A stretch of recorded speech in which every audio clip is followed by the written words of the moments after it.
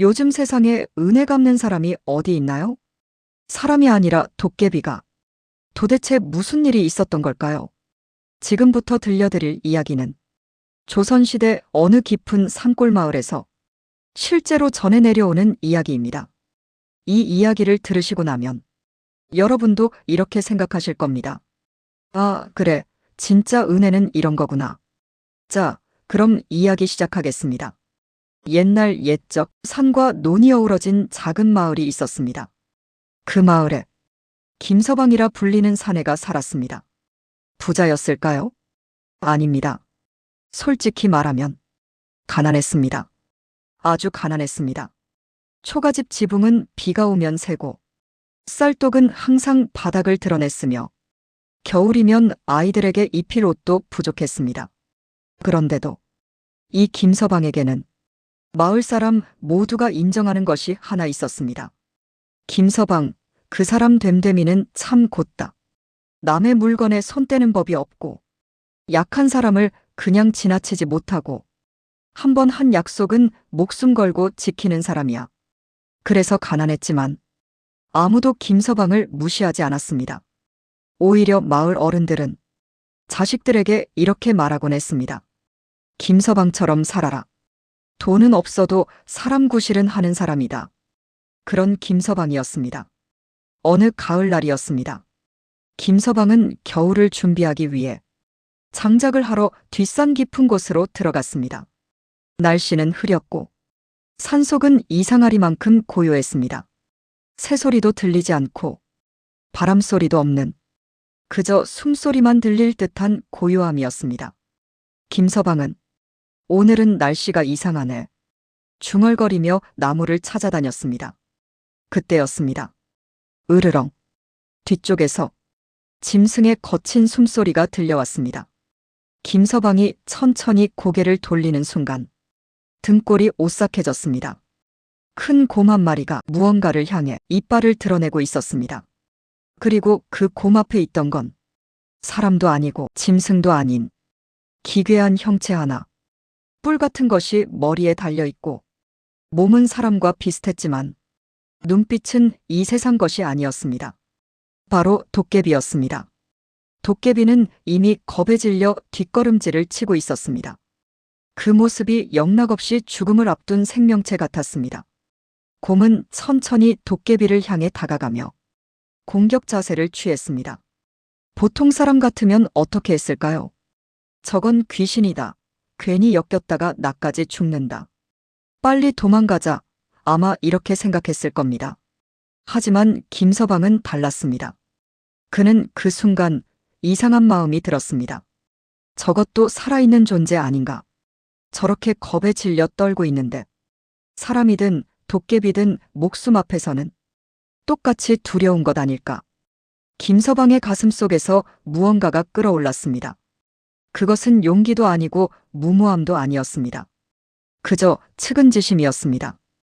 곰이 도깨비에게 뛰어드는 바로 그 순간 김서방은 자신도 모르게 큰 소리로 외쳤습니다. 이봐, 이리 와. 그리고는 손에 들고 있던 도끼를 들어 올려 곰 앞을 가로막았습니다. 완전히 무모한 짓이었습니다. 곰은 사람을 단숨에 해칠 수 있는 맹수였으니까요. 게다가 김서방은 무술을 배운 것도 아니고 힘이 센 것도 아니었습니다. 그저 평범한 농부에 불과했습니다. 하지만 그는 물러서지 않았습니다. 썩 물러가거라. 김서방은 있는 힘껏 고함을 지르며 도끼를 휘두르고 나무를 내리쳤습니다. 땅을 쾅쾅 밟으며 자신을 최대한 크게 보이려 했습니다. 곰은 잠시 멈칫했습니다. 사람의 기세에 놀란 듯 머뭇거렸습니다. 김서방은 계속해서 소리를 질렀고 마침내 곰은 숲속으로 천천히 물러났습니다. 산속에 다시 고요가 찾아왔습니다. 김서방은 그제야 온몸이 땀으로 젖은 것을 느꼈습니다. 손은 떨렸고 다리에 힘이 풀렸습니다. 아이고, 나도 죽을 뻔했네. 그때였습니다. 도깨비가 떨리는 목소리로 말했습니다. 사람아, 왜 나를 도왔느냐? 김서방은 도끼를 내려놓고 헐떡이며 대답했습니다. 눈앞에서 잡아먹히는 걸 그냥 보고 있을 수는 없지 않나. 너무나 담담한 말투였습니다. 마치 당연한 일을 했다는 듯이 대수롭지 않게 말했습니다. 하지만 그 한마디가 도깨비의 가슴 깊숙이 뜨겁게 박혔습니다. 도깨비는 수백 년을 살아오며 수많은 사람들을 봐왔습니다. 사람들은 도깨비를 보면 두려워하거나 쫓아내려 하거나 이용하려 했습니다. 하지만 이 사내는 달랐습니다. 사람도 아닌 자신을 그저 살아있는 존재로 봐준 것입니다. 도깨비는 김서방 앞에 깊이 허리를 숙였습니다. 이 은혜 반드시 갚겠다. 김서방은 손을 내저으며 웃었습니다. 갚긴 무슨, 산에서 서로 살 길 살았을 뿐이네. 이제 해가 지기 전에 내려가야겠네. 그리고는 장작을 챙겨 산을 내려가기 시작했습니다. 뒤도 돌아보지 않았습니다. 하지만 도깨비는 그 자리에 한참을 서 있었습니다. 사람은 잊어도 도깨비는 잊지 않는다. 도깨비 세계에서 목숨의 은혜란 평생을 걸고 갚아야 하는 빚이었습니다. 도깨비는 그날부터 결심했습니다. 이 사람의 삶이 부족함이 없도록 하리라. 그날 이후 김서방의 집에는 이상한 일들이 벌어지기 시작했습니다. 어느 날 아침 쌀독을 열어보니 어제까지 텅 비어 있던 쌀독이 쌀로 가득 차 있었습니다. 여보, 이게 어찌 된 일이요? 부인이 놀라 물었지만 김서방도 알 수 없었습니다. 글쎄 누가 몰래 넣어준 건가? 다음 날은 지붕이 말끔히 고쳐져 있었습니다. 비가 새서 걱정이었는데 하룻밤 사이 깨끗하게 수리가 되어 있었던 것입니다. 그것도 아주 튼튼하게 말입니다. 이건 또 무슨 일이야? 며칠 후에는 아이들이 감기로 앓아누웠는데 아침에 문을 여니 이름 모를 약초 다발이 문 앞에 가지런히 놓여 있었습니다.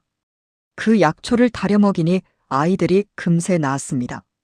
김서방은 처음에는 운이 좋네. 누군가 몰래 도와주나 보네. 하며 대수롭지 않게 넘겼습니다. 하지만 이런 일이 계속되자 김서방은 문득 깨달았습니다. 혹시 그때 그 도깨비? 어느 날 밤이었습니다. 김서방이 잠결에 눈을 뜨니 창밖에 희미한 그림자가 보였습니다. 달빛에 비친 그 모습은 분명 그날 산에서 만났던 그 도깨비였습니다. 도깨비는 지붕을 살피고 마당을 정리하고 장작을 쌓아두고 있었습니다. 김서방은 창문을 열고 조용히 말했습니다. 그대 옆구려.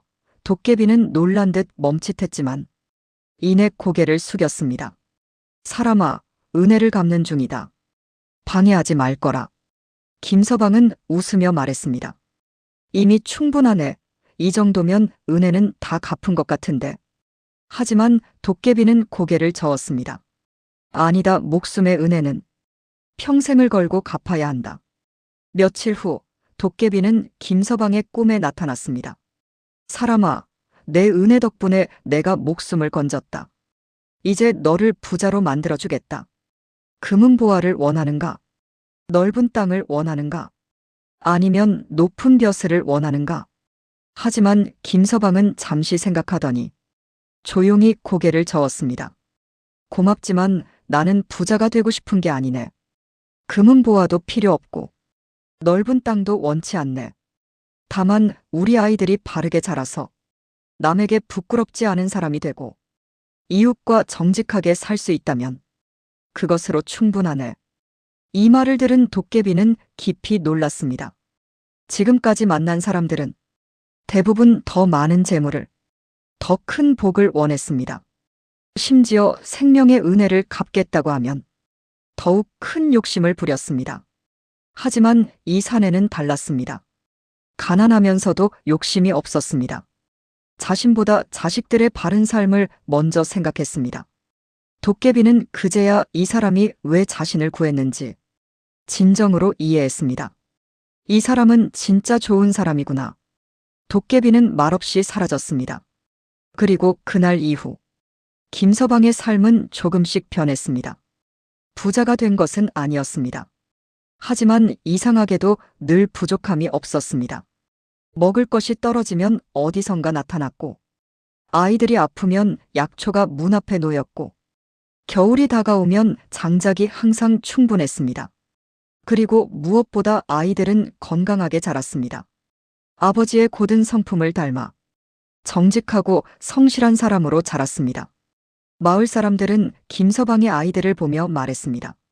저 집 아이들 참 잘 컸네. 역시 부모가 바르면 자식도 바르구만. 세월이 흘렀습니다. 김서방은 늙었고 아이들은 장성했습니다.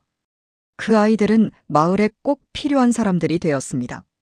하나는 이웃을 돕는 의원이 되었고, 하나는 아이들을 가르치는 훈장이 되었으며, 하나는 정직한 상인이 되었습니다. 김서방은 노년에 마을 사람들의 존경을 받으며 평안하게 살았습니다. 그리고 생의 마지막 날, 김서방은 문득 창밖을 바라보았습니다. 달빛 아래 희미한 그림자 하나가 보였습니다. 도깨비였습니다. 여전히 그 자리에서 김서방을 지켜보고 있었습니다. 김서방은 미소 지으며 작게 손을 흔들었습니다. 고맙네 친구. 도깨비도 고개를 깊이 숙였습니다. 여러분, 이야기는 여기서 끝입니다. 하지만 이 이야기가 우리에게 남긴 것은 무엇일까요?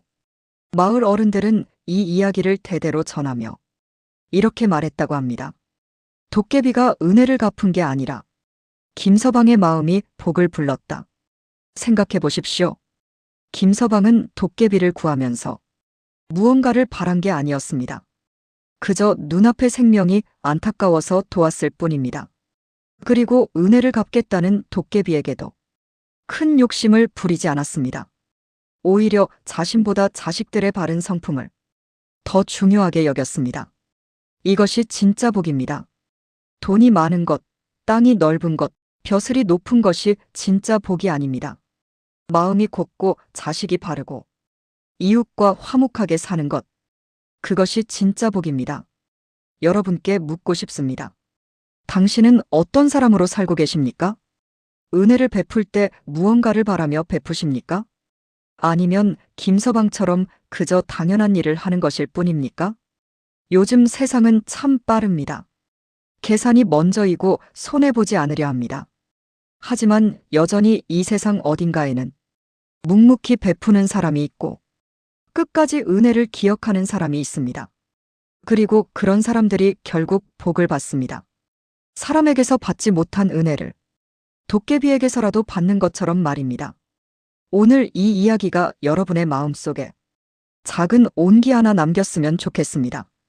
그리고 이렇게 생각해 주셨으면 합니다. 그래, 나도 김서방처럼 곧게 살아보자. 욕심내지 말고 베풀 때는 진심으로 베풀고 자식들에게는 재물보다 바른 마음을 물려주자. 세상이 아무리 변해도 변하지 않는 진리가 있습니다. 좋은 마음은 반드시 복으로 돌아온다는 것. 그 복이 당장 오지 않을 수도 있고 내가 원하는 모습이 아닐 수도 있습니다. 하지만 반드시 어떤 형태로든 돌아오게 되어 있습니다. 김서방이 그랬던 것처럼 말입니다. 여러분, 지금까지 야담주모를 시청해 주셔서 대단히 감사합니다. 지금까지 은혜 갚은 도깨비 이야기였습니다. 구독, 알림 설정, 좋아요는 다음 이야기를 푸는데 큰 힘이 됩니다. 늘 건강하세요.